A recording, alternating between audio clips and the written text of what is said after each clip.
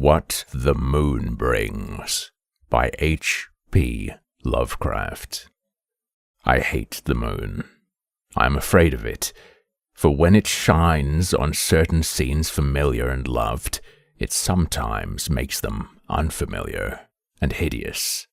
It was in the spectral summer when the moon shone down on the old garden where I wandered, the spectral summer of narcotic flowers and humid seas of foliage that bring wild and many-colored dreams. And as I walked by the shallow crystal stream, I saw unwanted ripples tipped with yellow light, as if those placid waters were drawn on in resistless currents to strange oceans that are not in the world.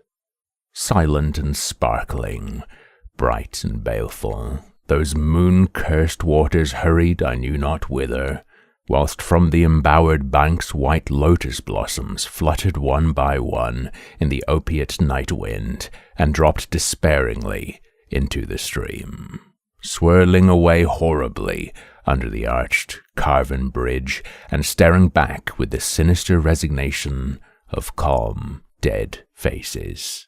And as I ran along the shore, crushing sleeping flowers with heedless feet and maddened ever by the fear of unknown things and the lure of the dead faces, I saw that the garden had no end under that moon, for where by day the walls were, there stretched now only new vistas of trees and paths, flowers and shrubs, stone idols and pagodas, and bendings of the yellow-litten stream past grassy banks and under grotesque bridges of marble. And the lips of the dead lotus faces whispered sadly and bade me follow. Nor did I cease my steps till the stream became a river, and joined amidst marshes of swaying reeds and beaches of gleaming sand the shore of a vast and nameless sea. Upon that sea the hateful moon shone, and over its unvocal waves weird perfumes brooded. And as I saw therein the lotus faces vanish, I longed for nets that I might capture them and learn from them the secrets which the moon had brought upon the night. But when the moon went over to the west, and the still tide ebbed from the sullen shore, I saw in that light old spires that the waves almost uncovered, and white columns gay with festoons of green seaweed. And knowing that to this sunken place all the dead had come, I trembled and did not wish again to speak with the lotus faces. Yet when I saw afar, out in the sea, a black condor descend from the sky to seek rest on a vast reef, I would fain have questioned him and asked him of those whom I had known when they were alive. This I would have asked him had he not been so far away, but he was very far, and could not be seen at all when he drew nigh that gigantic reef.